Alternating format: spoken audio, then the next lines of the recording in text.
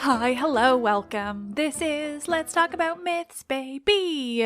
But this week, once again, better known as Let's Talk About Things Plato Invented, baby. Doesn't have the same ring to it. I am your host, Liv, the woman who's trying to very kindly and considerately destroy all your childhood dreams about a lost island of Atlantis. But hey, we'll always have the Disney movie, right? Milo. This week is the first in my series of Atlantis-related conversation episodes. Honestly, this is kind of what sparked the idea for me in general, or more so made it clear that my covering Atlantis, while non-traditional and tricky and requiring heavy amounts of research into things I'm much less familiar with, is important. The idea of Atlantis as a myth from ancient Greece or a story from actual history has picked up in recent years, with so-called documentaries covering Atlantis on major networks and in often deceptive sorts of ways. There's a group out there who would suggest that it's harmless to search for Atlantis. A concept that we heard on Tuesday's episode is truly based in Plato's imagination, and as we'll cover on next Tuesday's episode, serves explicitly as an allegory to prove a philosophical point about ideal societies and hubris. But the truth is that searches for things like that, things that are inherently false and not based in reality, take away from real archaeology, a field that is supremely important to understanding ancient cultures and human history. But on top of that, Atlantis is linked with really dark conspiracy theories and bad actors online who promote nonsense science and nonsense pseudo-archaeology that often devolves into racist theories on human evolution. Ugh. Unfortunately, the idea of Atlantis maybe being real is no longer harmless, and I'd rather you all hear me talk about the truth of the story of Atlantis rather than accidentally stumbling upon some of those dark and troubling racist theories and ideologies. So today, I'm bringing you the first of these conversations I've had with archaeologists. Real archaeologists. Today's episode is with Flint Dibble, a researcher at Cardiff University who studies animal bones and who's knowledgeable on the Bronze Age Mediterranean, particularly Bronze Age Athens, which is the best starting point for looking at why Atlantis isn't something anyone should bother looking for. We talked about Mediterranean archaeology of the Bronze Age, zooarchaeology, that is, animal bones, and what they mean about these time periods. Fascinating. I got to ask about hecatombs, a special interest of mine since reading you all the Iliad. We talked about the dangers of pseudoarchaeology and the importance of working from the known to the unknown rather than the other way around. We talk about these recent so-called searches for Atlantis and the issues around them, and so much more. It's seriously fun, in addition to being fascinating, important, and full of Bronze Age archaeological tidbits. Ugh. I think you'll all really enjoy this episode and you will absolutely learn something. A couple notes, this was recorded back in November, as you'll hear with the connection to American Thanksgiving and, if you can believe it, hecatombs. And you'll also just note a couple moments where I've removed or silenced a couple of people's names. Because, well, I don't want to get sued and Atlantis is touchy as hell. I am nervous enough about this series without naming people. As always, I absolutely love these conversation episodes. I learn so much, and then I get to bring it to you. These special Atlantis conversations are no different. Oh, is there so much to learn? So much I didn't know until I started digging into this and speaking with these archaeologists. You are in for a wild ride, as if I haven't said that enough when it comes to Atlantis.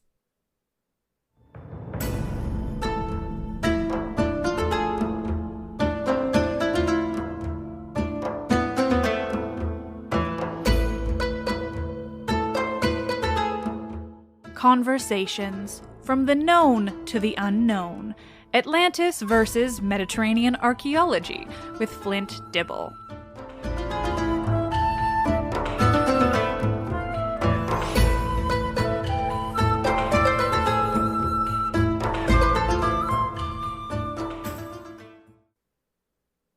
I think a lot of people come at it from a really honest place of just growing up in a world where you think it's at least a Greek myth.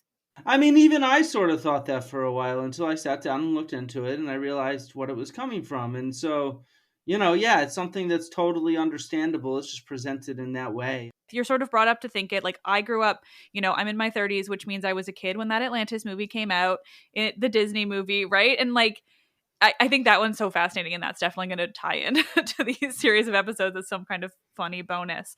But I sort of definitely always thought that Atlantis was at the very least a Greek myth. Like, I don't think I ever thought it was real or something that could be found, but I at least associated it with Greek mythology in the Greek mythology that I study now in a way that it is deeply not. It is just a thing that Plato wrote. So I'd love to, I mean, I guess just generally your thoughts on that, but also how you think it sort of exploded from beyond. That's actually a tough question for me to answer. Because I'm in my 30s too, barely, but I still am, and so I grew up thinking that as well, watching the same movies and seeing the same TV shows and reading the same comic books, and so in many ways I thought it was kind of like a Greek myth as well. And it actually wasn't until I got on Twitter back in 2018 when I started seeing people like David Anderson and Steph Halmhofer tweeting so much about pseudo-archaeology and the problems that it has in the world. I always thought of stuff like ancient aliens as something to joke about, right? Mm-hmm. You can make a joke, oh yeah, aliens did this, that kind of thing. And I slowly, and I even said that on Twitter, look, this is just all fun and games. What's the real harm? And so I started doing some more reading and research, and I started realizing that this is harmful, partly because there is a rise in conspiracy theories of late, partly because this oftentimes does connect to racism. White people can do this, but people of color cannot. Indigenous people throughout the world, and Atlantis is one of those that has been used to kind of steal people's accomplishments and to promote different groups of people like the Aryans. And so it's only slowly dawned upon me how harmful this kind of stuff is. But as I've started recognizing it, of course, I've started to do more research on it and to get at the core of that. And so being an archaeologist who focuses on ancient Greece and who focuses on classical Greece, I'm very, very familiar with Plato, but I'd not actually read the Phaedrus or the Timaeus in detail until the latest TV series on Atlantis came out, and I got involved with the host on Twitter. And so I sort of sat down and I read it, and it dawned on me that this isn't like other myths. This very much comes out of Plato's imagination. Mm-hmm. And there's a few reasons that I can see that. Sorry, now I feel like I'm rambling. No, that's the thing, right? Once you actually sit down and you read it, I think it becomes so much more clear how bizarre it is that it has become what it is, this thing that people think they can find, because you're reading it and not only is it pretty clear that it's out of Plato's imagination, but he often doesn't even seem to be totally serious. Like, there's some tongue-in-cheek, like there's some it is so an allegory, but it's almost kind of like a nudge, like, look how silly this is, kind of allegory. Yes, I think there's a lot of that there. There's actually a fantastic article written by Thomas Johansen in 1998 called Truth, Lies, and History in Plato's Timaeus Critias. And that's the entire part of the article. This is all this tongue-in-cheek thing where they set up, they first say, we're lying to you. Then they set up the history behind how this lie gets built in a way that seems truthful. So there would be historiography. And then they do this nudge, wink, wink thing. We're telling the truth about this, right? There's all these, there's this history behind it. My great grandfather told this to, or heard this from Solon, and da da da da da. And so they build this kind of fake history, and it's all done completely in this nudge nudge wink wink way. And and like you sit down and you read the Iliad and the Odyssey, it's nothing like that. That's done as if it's a myth. It's a sing to me muse about what happened with these heroes. But you go and you kind of think about the dialogues of Plato, and you read, say, the Republic, which, they set it up as if these dialogues take place right after the Republic. It's done kind of in a similar way, where you think about the City of Pigs, where Socrates kind of says, oh, imagine this city, where boom, and then they build off of that with that kind of imaginary thought experiment. And so, yeah, it's very different within the narrative of Plato in that sense. Yeah, and it's just so intentionally, he's the whole thing is to make a point. The whole thing is to make an unrelated point about hubris. And the thing that gets to me most, and I think we can go lots of different ways with this conversation, but the thing that stands out to me when you're reading that and looking for, the reasons why it's so obviously nonsense, is this idea that at the exact same supposed time that Atlantis was this like powerhouse of super technologically advanced, like all of this stuff, the idea is that Athens was also. And they give a timeline, right? Like, what is it? It's like 8,000 years before when Plato was writing, or something 9,000, in that. yeah. 9,000, yeah. Yeah. And then he's like, yeah, so 9,000 years ago, Atlantis, for one, it says specifically that it's also, Atlantis was bigger than Asia and Libya. And I'm kind of like, well, given Libya, when they say that, they mean like most of northern Africa. Like, okay, so how could it possibly be that big and we don't know where it is? Whatever. It's huge. And 9,000 years ago, this huge epic place was so technologically advanced. And at the same time, Athens was too, and they were equally amazing, and they fought. And you're like, why does everyone leaves out that Athens was too whenever they want to, this idea that Atlantis was real? It's like, ignore Athens, because that's easily provably wrong. That's exactly what I thought when I sat down to write my first Twitter thread in May. Was at first I was invited to write this thread by a colleague of mine to debunk this show. And so at first I was like, I don't want anything to do with this. I just want to stay away. And then I kind of looked at the theory behind this show, and it was like, well, the problem is not that people have been looking in the wrong place. It's that they've been looking in the wrong time, right? And so Plato says 9,000 years before Solon, so we're talking 9,600 BC. There's just no way. There's no archaeology from that period of settled societies in these areas. There's no archaeology from Athens, right? So, that's always been a problem with people looking for Atlantis, is 9,600 BCE. You just have the beginnings of maybe some settlements in the Near East, and then that's it. There's no Egypt, there's no Greece, there's no people settled down in farming in these areas like the Greek world, not at all. There's still thousands of years prior to farming in the Greek world. And so, there's just no way. There's not a single find from Athens from that time period. But so I sit down and read it, and it's like saying, well, let's redate it to 4,000 years before Plato for XYZ reason. And I'm even then thinking, that's really easy to disprove, because we can still go to Athens. Because Athens, all right, at this time, there's archaeological evidence. But it's the very first archaeological evidence from Athens. It's basically like 12 wells full of people's trash. And then up on the Acropolis, there's a fragment of a figurine. And that's basically, and by trash, I mean like broken up potsherds, so your plates and your bowls and your cups, and then animal bones. And that's it in one figurine. And there's like, Plato describes the temple of Athena, and he describes the warriors that live on the Acropolis and all this kind of stuff. We've excavated the Acropolis down to bedrock, and none of that stuff exists. It's not like we're not sure about it. It certainly did not exist. And so, it sort of became easy to kind of say, well, the archaeology can't back it up. And it always surprised me why people never thought about this in the public imagination. Everybody goes immediately to disproving Atlantis. They pay attention to the description of Atlantis that Plato gives, and they say, well, this might match this, it might match that, it might not match that. And they always play this game with his description of Atlantis, but they never even look for his description of Athens and think about how it doesn't work. And on that note, sorry, I'm still rambling. No. On that note, it doesn't really work at any time period. So when you sit down and you look at the description of Athens, it doesn't match any period. So another time period that people like to think of it for Atlantis is Santorini. So, the time of the Minoans, the Bronze Age, and the volcanic eruption at Santorini that destroys the city of Akrotiri there, right? And so it's obviously a major natural disaster, a catastrophe that destroys the city. Like Pompeii type style, let's say, freezing it in time. Bigger Yeah. In some ways. Yeah, exactly. It caused a major tsunami that people think could be felt on different islands, including Crete.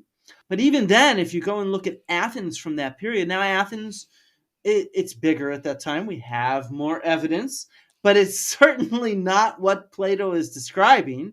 And even the clearest thing that you could even say maybe as Bronze Age is he describes a wall around the Acropolis, right? And there is a Bronze Age wall around the Acropolis, but it's built after Santorini by several hundred years. And so it clearly doesn't match that. And so, yeah, nothing about it can really match Athens. I had, reading this fairly recently, I have this idea that what Plato used when he described Athens. So just to step back a second, when Plato, what he's doing is he builds this city in the Republic. That's the ideal city. And then he wants to set up this story of what happens when that city goes to war. So they say, let's make Athens that city. And then let's make Atlantis the city they're fighting against. And so it's kind of like he then looks around the city of Athens and he finds three things that he knows are pretty old. And so one of those is the early Acropolis wall, which we just mentioned. That's built right near the end of the Bronze Age. So, 1250 BCE, certainly well after the eruption of Santorini, of Thera. Then he finds the Athena temple. That's built around 650 BCE. And that's really cool because the Persians destroyed that, right? Around 480 BCE, when the Persians came, they take over Athens and they destroy it. So this is like a generation before Plato. And the people in that generation, after it was destroyed, they said, we want to leave these ruins visible. So they didn't build anything on the Acropolis for 50 years until Pericles came around and built the Parthenon and the Erechtheion.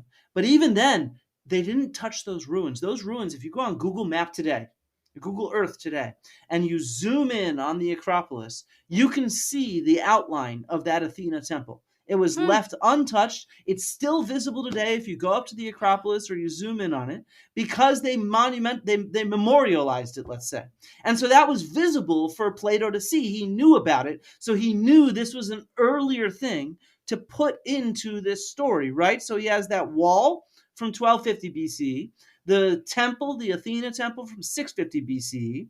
And then he adds one other thing, which is this spring called the clepsydra, which is right at the Acropolis. Basically, all the bedrock is limestone. So when water rains on it, it absorbs into it and creates these channels, which you can tap as a spring. And so that's what the clepsydra is. And we know that the clepsydra was used during the Bronze Age and down the Archaic period. But right around the time Plato was writing was when they built it up. They built some walls around it and turned it into something sort of more formal to use. And so these were the three sort of archaeological artifacts of the past that he could use to build his early Athens, let's say. And so those were accurate, though the timeline's not very accurate. Never were they in use, all three of them at the same time. The walls around the Acropolis were destroyed before the Athena temple, for example. But then he builds up this idea of like geology, because this is kind of it's a story about the natural disasters, destroying Atlantis, right? Because Zeus does that. He buries it in water.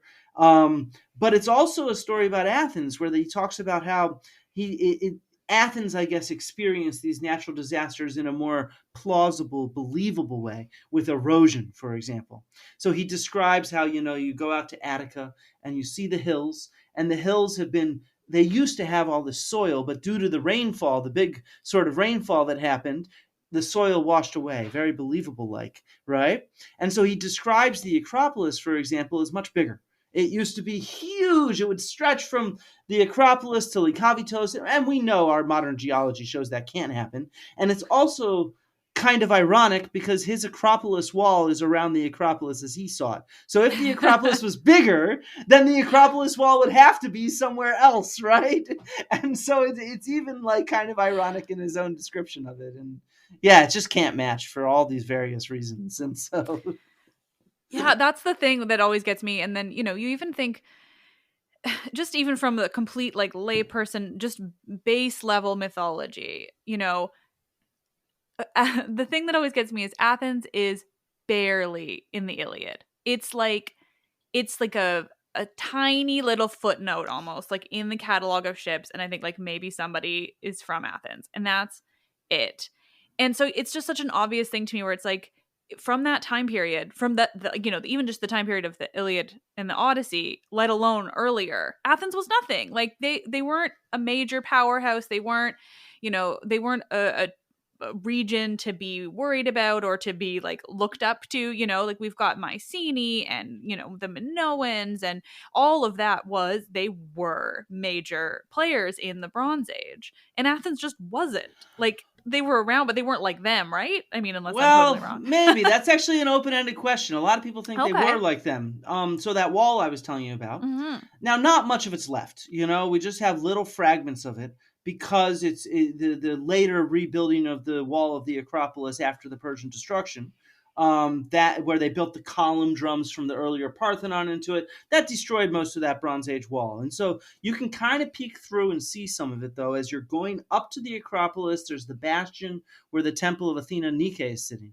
And you can kind of look in and you can see parts of the Bronze Age wall that are left. And so, and again, remember that rebuilding that I'm talking about, that happened during Plato's lifetime. So it's kind of fresh in his mind, that Bronze Age wall. And so because of that leveling of stuff, there's actually some thoughts that there was a pretty large palace at Athens. People oftentimes think that part of the reason that Athens was not a major player in the Iliad and Odyssey was just partly the types of groups that were writing the or orally communicating that mythology. It wasn't that Athens wasn't big, because we have pretty important burials and graves from the Bronze Age. There's tholoi in Attica, for example.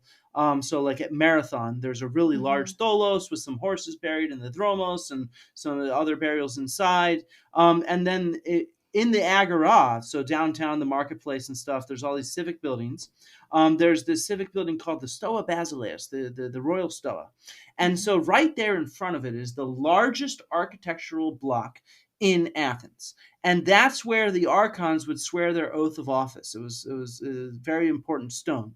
And there's a pretty important hypothesis. I'm blanking on who came up with it. It was decades ago. That was actually a lintel block from a tholos in Athens that had been destroyed and dismantled in the cemetery underneath the Agora in that area. And so it probably was a pretty important city, really from the late Bronze Age on, at least. It was certainly one of the larger settlements in Greece, and the burial evidence would confirm that. But it might not have, we don't have like the gold and the wealth of Mycenae and Knossos and things like that. So it's not quite necessarily on that scope, but it's pretty important. But the addition in the Iliad, that some people think that's something called the Pisistrative recension. So, you know, when the Iliad starts, it's oral poetry, and it eventually gets written down, and that's a long process probably. And some people think that the writing down, the majority of it might have happened in an orthodox sort of form, during, or at least semi-orthodox form, during the 6th century when Pisistratus was ruling Athens. He was a tyrant and was fairly powerful, and so he might have lobbied to include Athens in there in that catalog. So that's an easy place to slip somebody in the catalog of ships. You know, the catalog of ships. Yeah, name 1,200 different city-states, right? And so yeah, that's interesting. I actually I just recently had Joel Christensen on to talk about Homeric epic and when it was written down and all those different things, and he also mentioned that it was probably written down in Athens, and therefore maybe they got included in that way. A little bit of propaganda going on. Yeah, that's so interesting. I love that. So I mean, it's so fascinating to me. That's the number one thing, that this idea of like looking at Atlantis as if, you know, in the furthest reaches of whatever, you know, that it could possibly maybe even slightly be anything real, but then everyone forgets about Athens, like as if that is not part of the story. And it's just, it's such an obvious way to completely, to just completely fudge your argument by like forgetting this vital piece that makes it easily, provable or disprovable. And I like to think that that's a big difference between pseudo-archaeology and real archaeology. Mm-hmm. So real archaeology, one of the rules when you're excavating, let's say, right? And so you're excavating and you start hitting upon a new layer of dirt, let's say, or a couple stones that might be a wall, but you're not sure. One of the rules of thumb is you work from known to unknown. And so because you start with what you know and you uncover in that direction towards what you're trying to find out. And so you do that when you're surveying in the landscape, you do that when you're excavating, you do that when you're trying to understand the past period. And pseudo-archaeology, on the other hand, is going for this really large, big fake Atlantis thing. So you just start with that. You say, oh, Plato mentioned round settlements. Well, there's only round settlements here. Well, there's round settlements everywhere, you realize. You can find round settlements in almost every single period of history and prehistory. And wherever people are settling, they're oftentimes building round settlements. And so, you start finding these things and you say, well, this kind of looks like it. You squint a little bit. But what real scientific archaeology does is it works from known to unknown. And so, and that's where, that's what really struck me with that Athens thing was we need to start with that. And it's also an easy way to kind of disprove it. You also mentioned the mythology aspect, and that's another important way to be able to disprove this as well. This just doesn't read like mythology, and it doesn't appear in a single myth. Like, exactly. If it was a myth, if it was a story, if it was history, if it was literally anything except a thing out of Plato's mind, it would appear in at least one other source. Or a piece of art. Because yes. we get mythical representations on art that we don't always have mythical stories of. Like there's this really famous one of I think it's Achilles and Odysseus playing. Playing the game. Playing the game, yeah. I love that one. Or you get representations of Aeneas carrying his father out the city of Troy 300 years before the Aeneid, 400 years before the Aeneid. So we know that was a story in circulation as an oral story, right? And so, but yeah, with Atlantis, you have none of that. Nothing. And so there's the only thing is in Plato, and Plato has all kinds of stuff that doesn't exist elsewhere except for afterwards by other philosophers. And so, yeah. Yeah, that's the thing. And I mean, especially, if you look at, so the story says that Solon, told it to somebody or to this guy's great grandfather or whatever it is, and then Solon heard it in Egypt. So, why is there not a single piece of representation of it in any kind of history or art or anything from Egypt? It's like, we also know there's nothing there. So if the Egyptians were watching, and paying attention and they had these stories, they would have also referenced it in some kind of way. Like, it's just, I mean, it seems so easy to just say that, but it's simply impossible that something this major, this important, this kind of, this, like, the thing that Atlantis is supposed to be, that something like that could have ever existed or happened and not a single other reference. Not a single serious reference. Like, Herodotus would have heard something. That dude was wandering around everywhere. Like, Herodotus would have heard something. He would have written it down. There would be a myth. There would be so many things. He would have done his Grandpa Simpson thing and told, like, a long story about it, Yeah. We would have something, No, and I mean, archaeologists have looked, like, it's not like in the 19th and early 20th centuries, there were not a lot of scholars looking for it. There were. But, in the last 70 years, I don't think there's any serious archaeologists that have even tried to look for it because it's now every single avenue of possibility has been explored.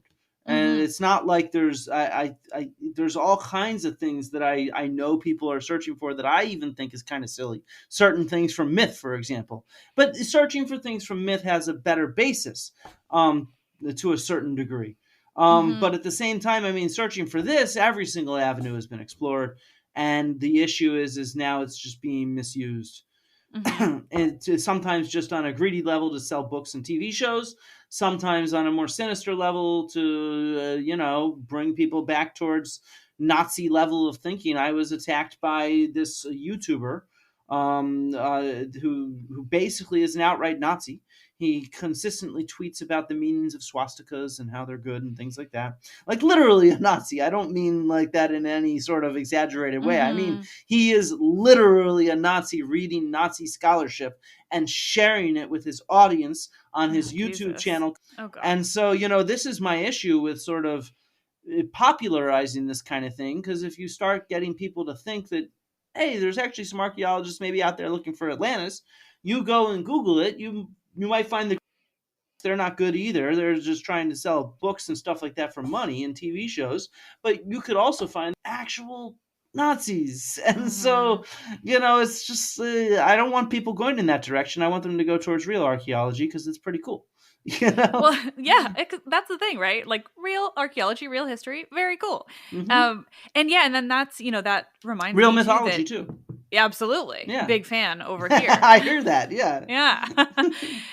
That's the thing too, that, that just reminds me that the Nazis were looking for Atlantis. And I think that really says something too, right? And that has spread further, but they actually had like a subsection looking for Atlantis in seriousness. And I think that's, suggestive of the bigger problem. Like a lot of people can go to Atlantis out of curiosity, out of interest, just kind of thinking that's cool. Like, and I get that, it is cool, especially if, you grew up watching the Disney movie and you think, man, that'd be kind of cool. Like if that was real, that would be cool. The problem is that if you're not one of those people, or even if you are, you can find your way, you can accidentally get into this world of the very dark side of it, which, to my understanding is along the lines of, and a way to disprove the theory that everyone came out of Africa is to say, well, no, this subset of white people came out of Atlantis, and thus there's absolutely no, Africa in them, and that is horrifying and dark. And then you're suddenly in this like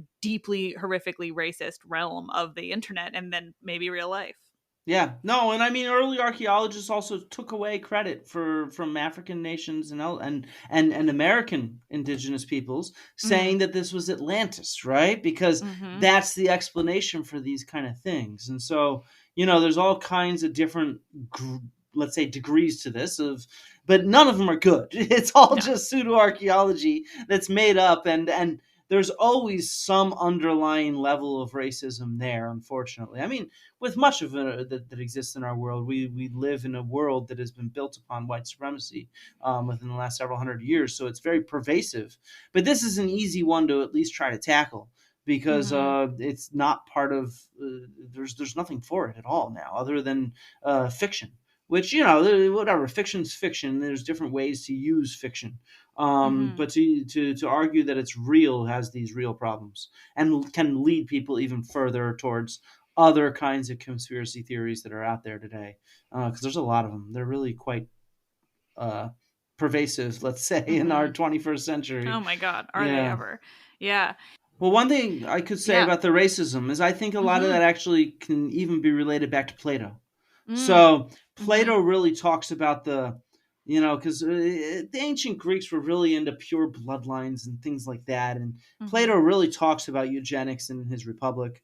And so part of the reason why Zeus destroys Atlantis is because their bloodlines started becoming mixed.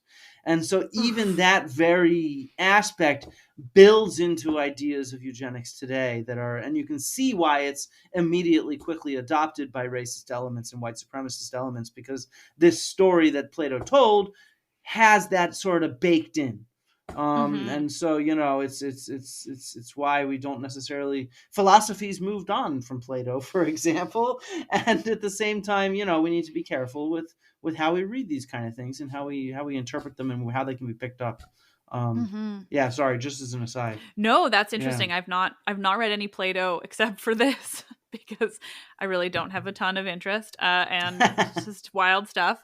But yeah, no, that's good to know. I mean, I also think it, and this is the trouble with the whole, like a whole realm of this world of, the amount of, quote unquote whiteness that has been put on ancient Greece, for what, nothing to be said about the races or skin colors back then, because they just didn't have any kind of frame of reference. It wasn't the same thing. They weren't thinking that way. They had their major, issues, their xenophobias and everything, but it was not necessarily to do with skin color. Yeah. But there's been a huge amount of whiteness that has been placed upon Greece, specifically ancient Greece, as a way to, account for quote unquote Western civilization and, the invention of all of the good things and all the, I recently got into Instagram. I've been attempting to do Instagram reels, which I should learn that it's a bad idea. But, I just made they're just like, you basically 60 seconds worth of video, which means you're really limited in terms of what you can say. And so like a short TikTok or something. Yeah, they're like TikTok. Exactly. You can tell out of touch I am, because I'm like Instagram instead of the cool one, which is TikTok. But but basically I just made the point of, the way in which we talk about or with something connecting the whiteness that has been put upon ancient Greece, and how raising them up as this like special, most incredible, like the best group in the Mediterranean is inherently linked to white supremacy. And oh my God, the way people lose their minds and prove my point by saying I'm wrong.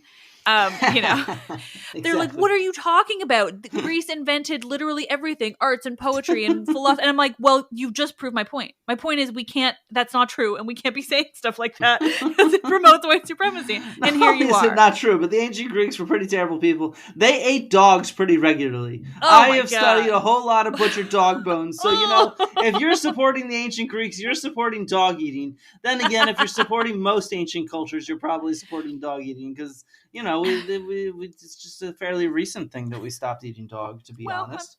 I'm glad we did. No, but that's the thing, right? It's like anything that suggests that one culture was better than another, and then when you have that culture be the one that whiteness has been put upon in such a like strong and overarching way, like there's going to be a problem. But it's yeah, of course it links back to all of that.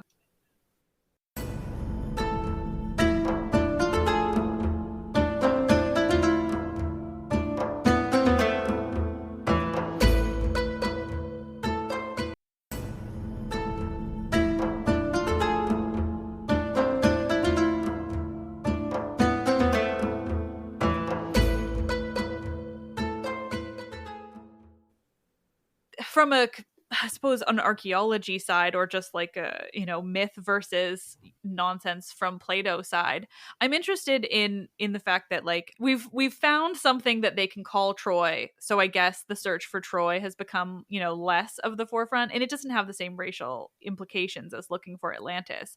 But do you have any thoughts on like the proving of things from Homer?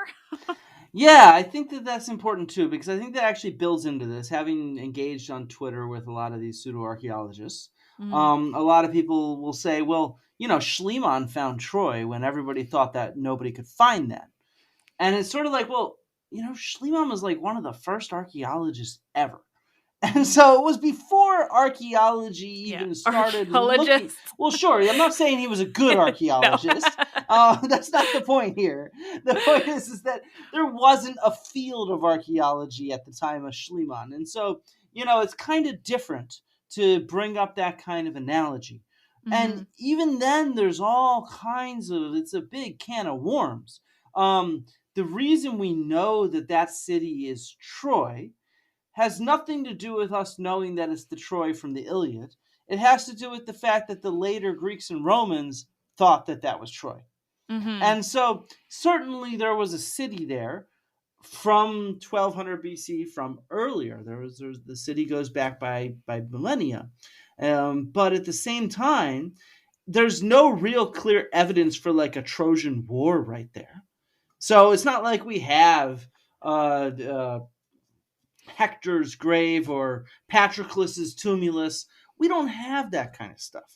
It's not like we hear about the mask of Agamemnon back at Mycenae. No, that's not Agamemnon's mask. That dates from a completely different period than the 1200 BC that we think that this war, if it could have happened, could have happened. We really don't have any evidence for some kind of large conflict at that time. What we have is is a sort of collapse of civilization that occurs at that time. But that's much more widespread than the area where the Trojan War took place. That includes from the entire Eastern Mediterranean, from Egypt all the way up through the Near East, all the way through Turkey, all the way through Greece, and potentially beyond. And like I just had an article coming out about how that can relate to climate change and how people adapted to it and changed their ways of producing food.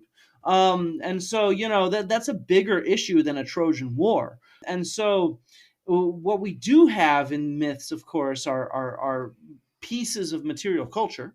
So descriptions of armor and weapons and things like that we can relate to things on the ground.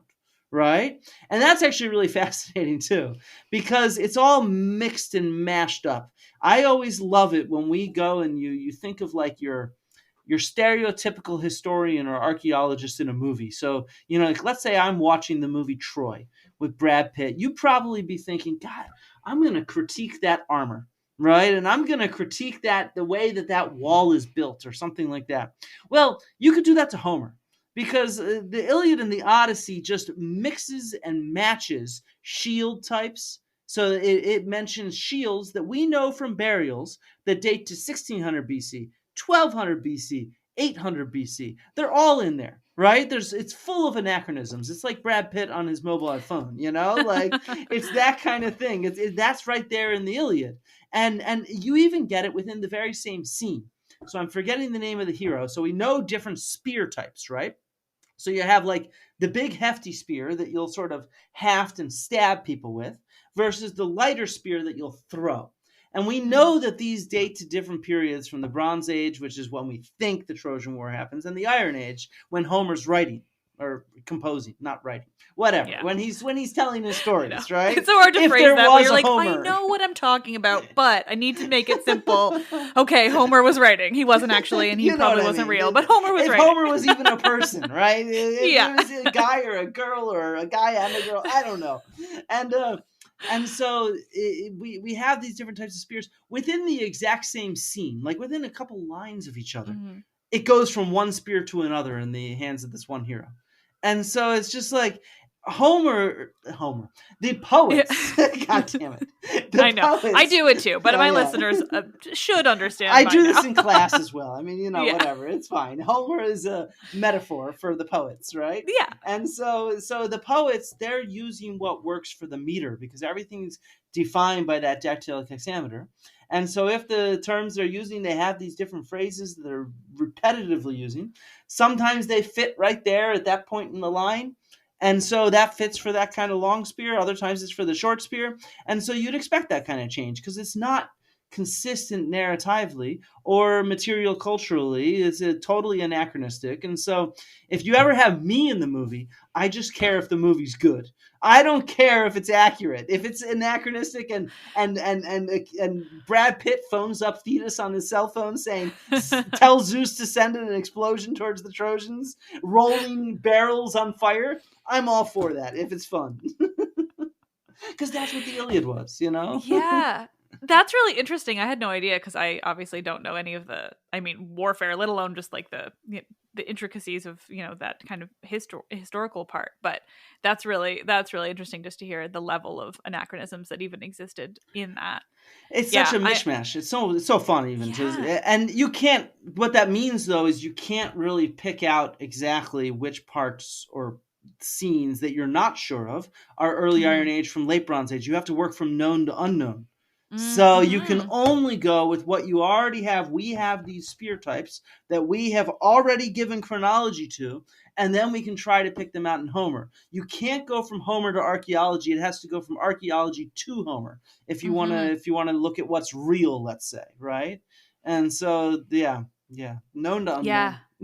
Yeah, no, that's really important and interesting, and I mean, it's definitely the most obvious way to differentiate between this like pseudo-archaeology nonsense, where it's like, I want to prove this thing, so I'm going to go and I'm going to find all these things that I think prove this thing, because I'm going to prove what I want to prove. I'm not going to look at what the actual, evidence is, what the history, the archaeological evidence, whatever. I'm just going to prove what I want to prove. And if you do it that way, it's really easy to prove nonsense things because you're Yeah. just picking and choosing. And you're just connecting random dots. And so that's the problem with conspiracy theories. Conspiracy theorists, in my mind, they do a lot of real good research. But the problem is they're starting from the unknown and then just dipping into the known, and they're saying, oh, that's a circular settlement, not realizing that there's circular settlements all over, or saying, oh, that's a spear type, and so early scholars had to do this too, after all, because the most known thing was like the Iliad, because archaeology had not started, right? And so you're working from the Iliad at that time. That's the most known thing, and that's why there's so many crazy, what we think of as crazy today, hypotheses and theories in very early scholarship on history and archaeology. And so it took time to really sit down and build up this giant corpus of evidence that we would call the archaeological record, to really be able to say, or even the epigraphic record, inscriptions and letter forms and things like that, art, all the different iconography on Greek vases or sculpture, all those kind of things had to be built up really, really slowly over the last 200 years. And then now that we have that, that's actually firmer evidence in some ways of life on the ground than a lot of our textual sources. I oftentimes sort of liken textual sources to like Facebook today, or Instagram, or TikTok. In a sense, I have this project. I study animals, right? And so what I do is my job is basically to count animal bones. So that's why I'm kind of boring, right? So I'm sitting there just counting one bone after another. This is a sheep tibia, that's a goat humerus, and then I end up counting thousands and hundreds of thousands of them. And so I'm constantly thinking to myself, how can I link this to ancient texts? Because that's something that's more engaging and people recognize what they're saying. So I started counting animals in there. I'm basically counting sheep and goats and cattle. And it's really interesting because the animal bones, when I count those, I get a lot of sheep and I get a lot of goat. When I count it in text or in art, I get a lot of cows. I was going to say, people write about what's really cool and sexy. They just like what we do on Facebook and Instagram, we post the photo of us looking our best. We don't post the photo of us with bedhead. We post the photo of that meal that is just going to make all of our friends jealous. We don't post the crappy little lunch we have on the bus on the way to work. And so, there's something different, or at least percentage-wise. Obviously, we occasionally make a joke. But yeah, so I see that in ancient texts as well, and myths and things like that. It's not the truth is in the trash, as I like to say. It's a little different than what you actually do.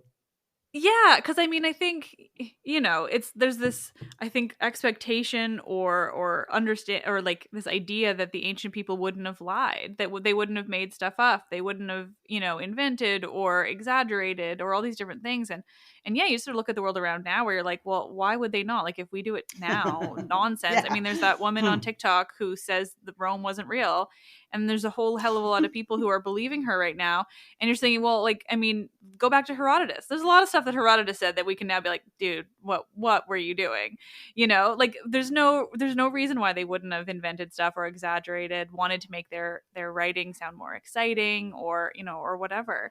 But now I have to ask, because of animal bones, because it's something that comes up for me a lot, and I'm fascinated, and it blows my mind. Hecatombs, tombs, whatever. Did they do that often? It's horrifying. Did they like actually sacrifice like a hecatomb of animal?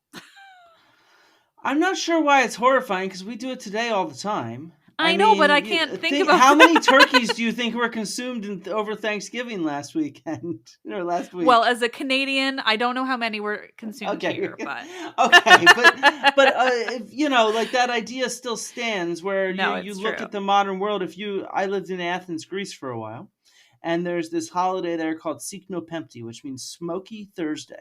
And this is so much better than any Thanksgiving, because it's a barbecue in February, where the weather, of course, is nice in Greece, and you just barbecue. That's the smoke. And so if you go into a butcher right before Siknopempti, it is just lamb carcasses everywhere. or on Easter, that kind of thing. And so, yeah, it certainly happened in the past. Oh, of course, only in larger cities or larger sanctuaries are you going to have enough people to justify a hecatomb.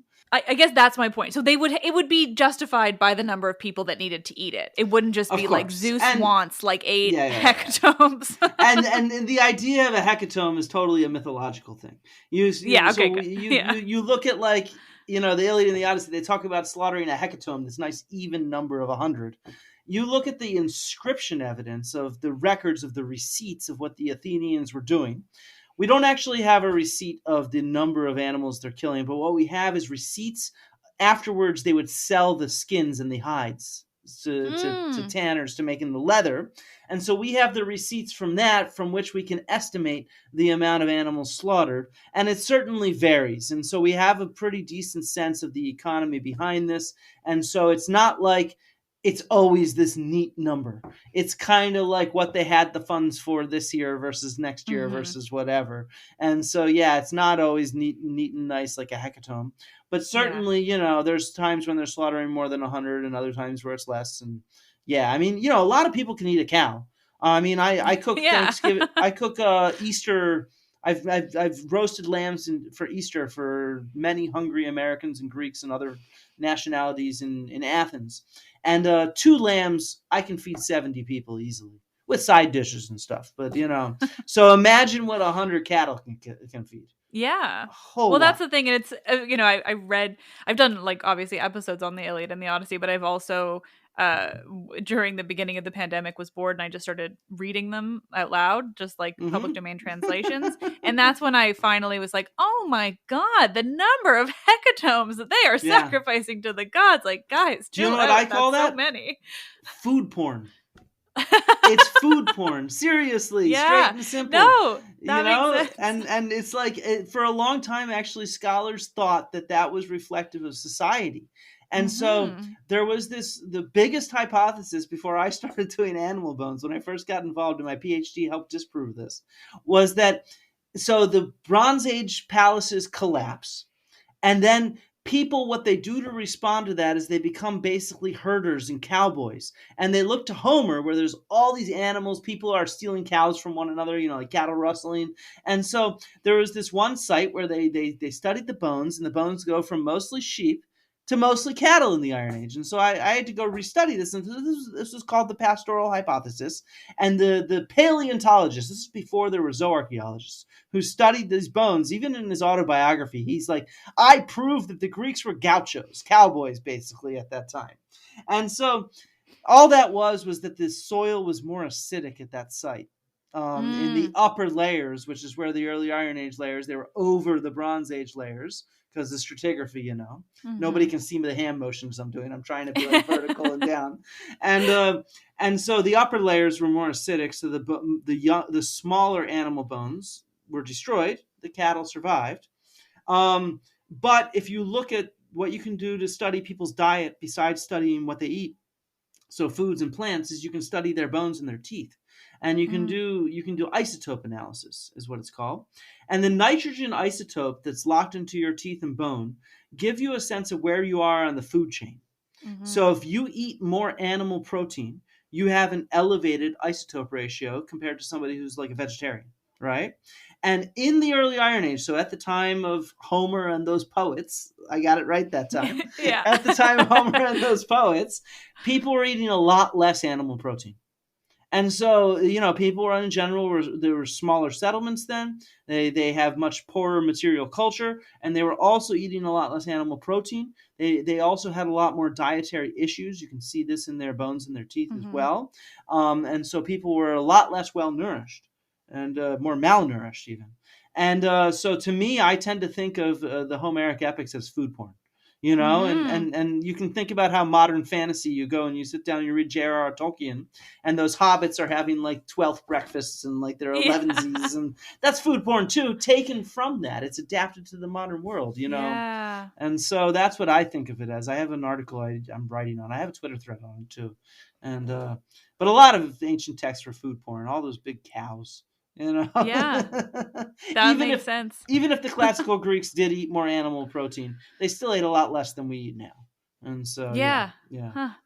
Oh, that's really interesting. That makes so much sense of just, yeah, I mean, it would have been like almost aspirational. Like, look how much they could eat. Like, Yeah, and it's sort of like you're just sort of salivating. Yeah, yeah, a burger or a steak. yeah, like, I mean, and that's the thing. It's just so funny and interesting to read about it in the Iliad because you just kind of wonder, like, what's the logic on where would they have gotten that many hecatombs of cattle if they're just like camped out on the beaches of Troy? Oh Like, yeah. I know they stole a lot of things, you know? You're like, okay, sure, they raided a lot of town. They did a lot of stuff. There's some explanation, but like, there's just no way that it's like, I want you to sacrifice 5 hecatombs of cattle. And they're like, cool, yeah, we've got those. Yeah, our beach camps No on problem. like Yeah, the yeah. side of the Mediterranean. Yeah, we're We're just in full of tents, cows. and our tents keep getting bigger as we sacrifice cattle, and we can expand them with the leather. Exactly. Yeah. Oh, that's really interesting.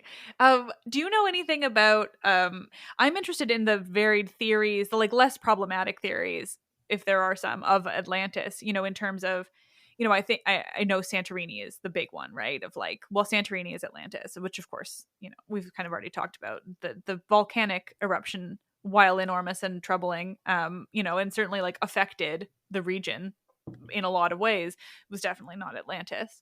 But do you know, like, I wonder about Crete, I guess. I've never heard anything about it being a big contender, but to me it seems like it would be. No, because the Cretan one is connected to Akrotiri, to Santorini. Because at Certainly, that yeah. time, people think that the Minoans were sort of in charge of Akrotiri. Right. You see this change in the fresco style and the pottery style and whatnot, and so people think that they were the Minoans, and there is an idea that the eruption of Thera, the volcano there, caused a tsunami, which then Mm-hmm. impacted Crete itself. There's also an idea that the ash might have screwed up agriculture for a year that could have affected Crete. But Mm-hmm. now that we've gotten closer dating on this stuff, Minoan civilization thrived for centuries after this, Mm-hmm. and so it doesn't seem as if this really destroyed the Knossos or anything like Mm-hmm. that. Mm-hmm. And so yeah, so that's not a super popular theory. I don't know about all of them once you get further afield. There's a big theory Yeah. that Troy was Atlantis. Hmm. And in fact, an archaeologist wrote about that. One of the former excavators at Troy, but like decades ago, not Mm-hmm. today. The current archaeologist certainly would not believe in that, having talked with him. So yeah, so there doesn't seem to be any much scholarly plausibility for Troy, though. Mm-hmm. There's this one geoarchaeologist, Eberhard Zenger, who has a lot of crazy theories. He, for a while, I think, promoted that Trojan thing, and now he's promoting some other Luvian. He founded some Institute for Luvian Studies. I don't know. Oh. But he has some weird theories about Atlantis that I don't Mm-hmm. even know what they all are. Because people just try to find it everywhere rather than, because it's Yeah. so easy. You have circular settlements. You have Yeah. a natural disaster. I mean, come on.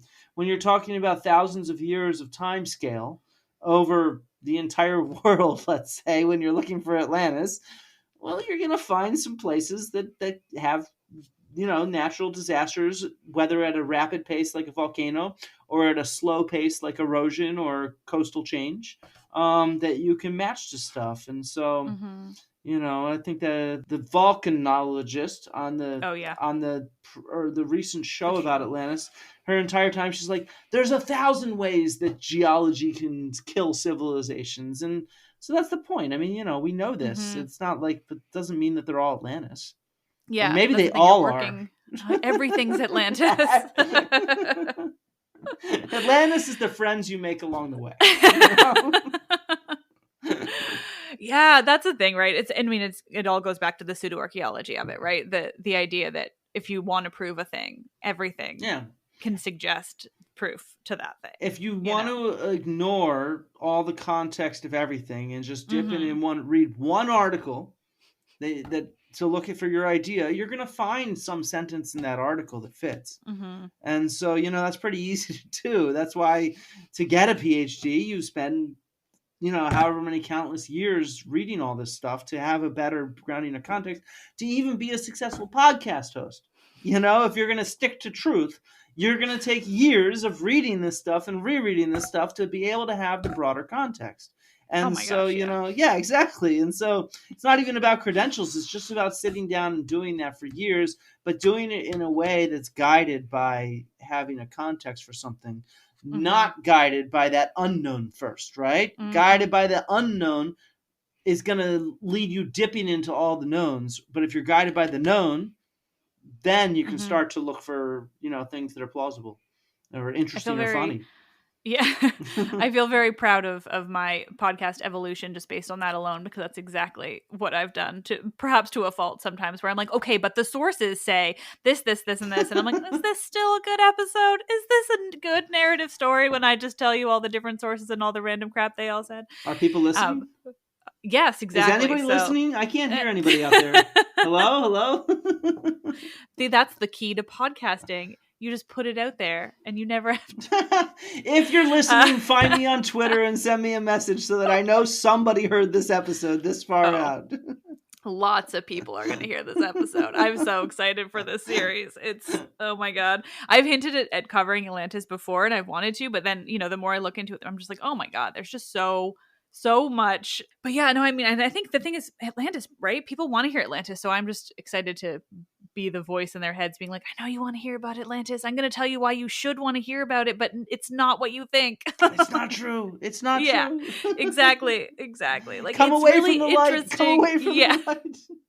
But I think what's most fascinating is how it has become this thing, for all the bad, ultimately it's not good that it has become this thing. But to me, it's just so interesting that it has, based on the fact that there is just absolutely no evidence for it. I'm like, how did this happen? And that alone, I think, is so fascinating and says a lot about humanity, again, not in a great way, but the fact that Plato just wrote a thing that he clearly was not trying to say was true, and it becomes this, it's a fascinating leap. Humans have always believed things that are not true.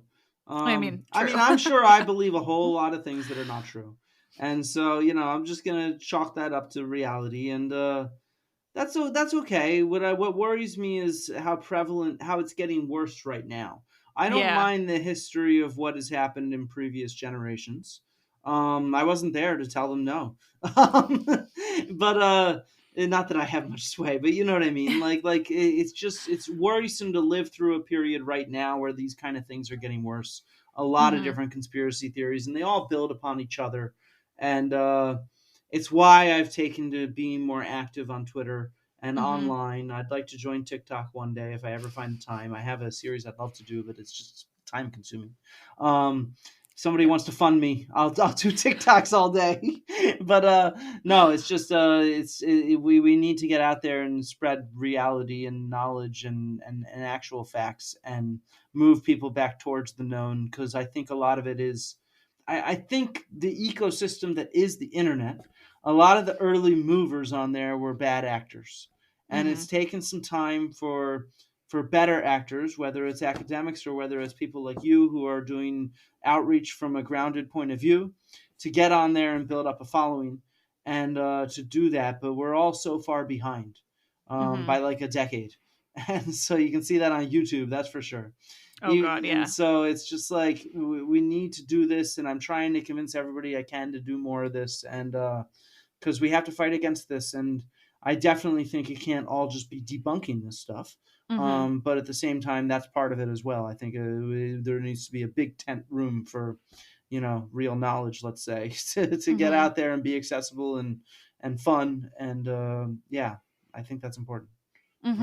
Well, I mean, yeah, the whole reason I have this podcast, started it and keep it going is that, but in the mythological realm, in that, you read through most older, even more recent mythological retellings, and the way they talk about the treatment of women is utterly wild. It's like and I get it, it's because it's from the original sources, but just because the original sources didn't care what happened to women doesn't mean we have to continue on like that.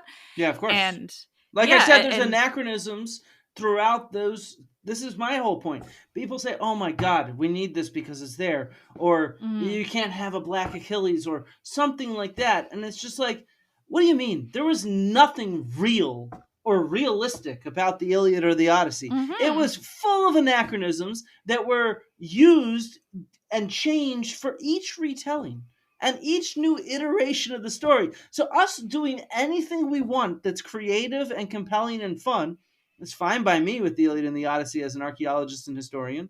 I am all for that. And if you can have a better way to tell that story, which promotes a different way of looking at women or people, minoritized people or whatever, a more juster society, let's say, but still fun and entertaining, I'm all for that, you know? The only reason the fun and entertaining is important is because that helps it get traction. It sure does, yeah. No, that's important to make it a fun thing. But yeah, I think we need a juster way of a better way of telling these stories, and to be pedantic about whatever. Most of the time, that's just racist or sexist.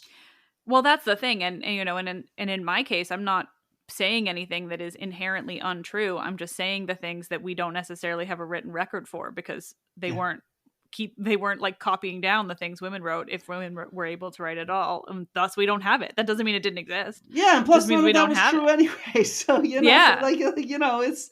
I mean, this is why I'm writing this. This is why I'm trying to work on these threads about the relationship between mythology and archaeology. It was actually this experience with Atlantis that made me realize that people don't actually understand the reality of what these myths are. The myths are great stories; they're fantastic, but they're not real.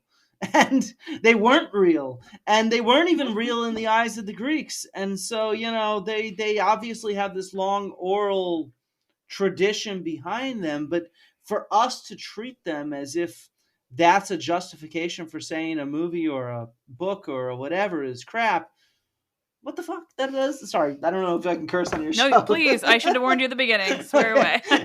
What the fuck? I mean, you know, like it doesn't matter. The ancient Greeks wouldn't have cared, you know. So why should we care, right?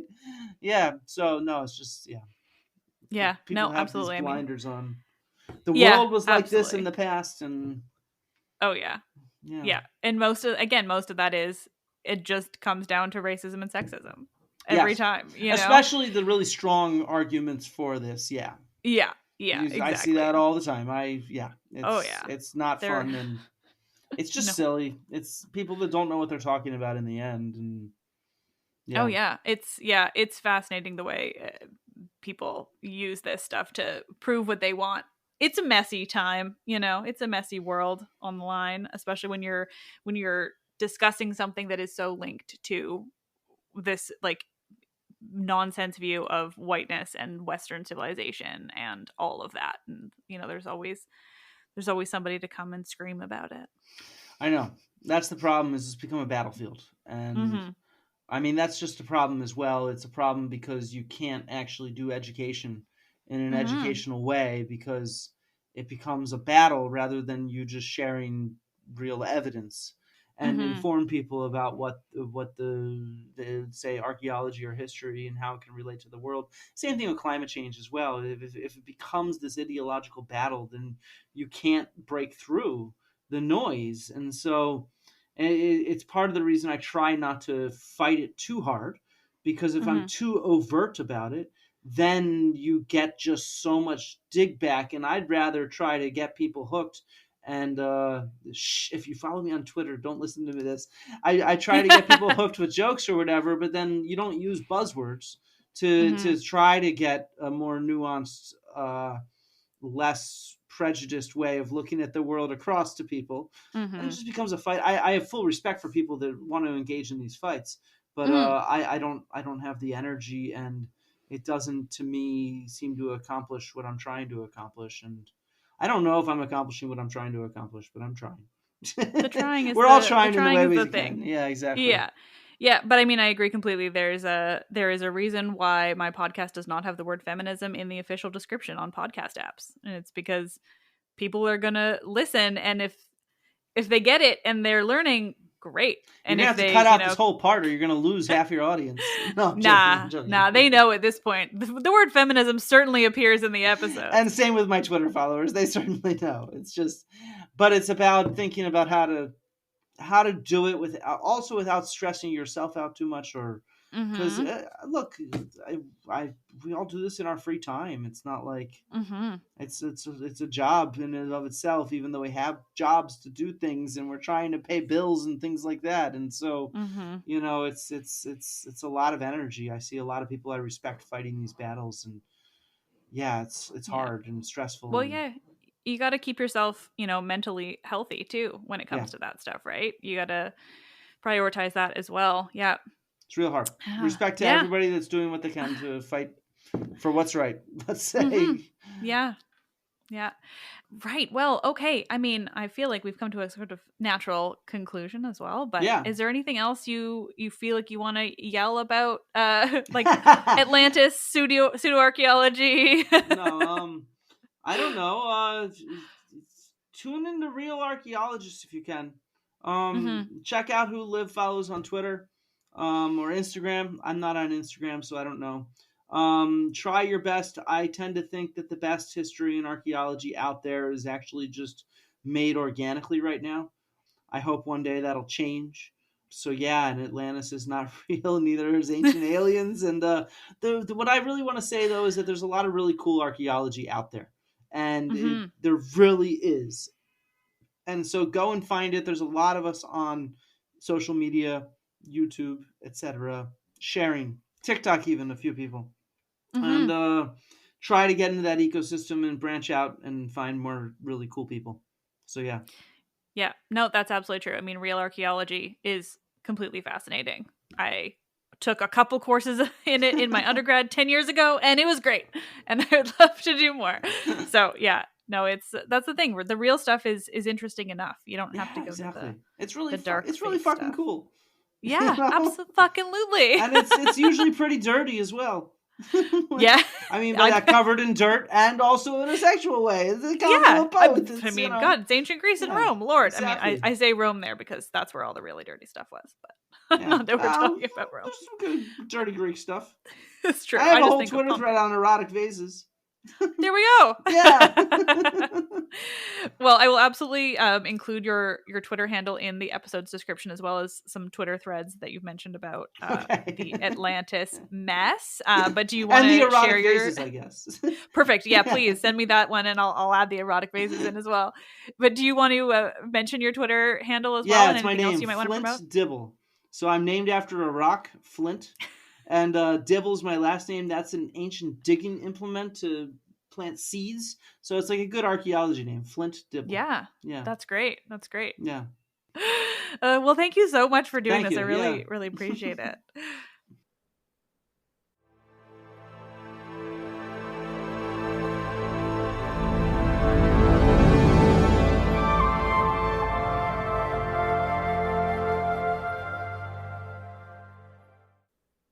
Oh, nerds.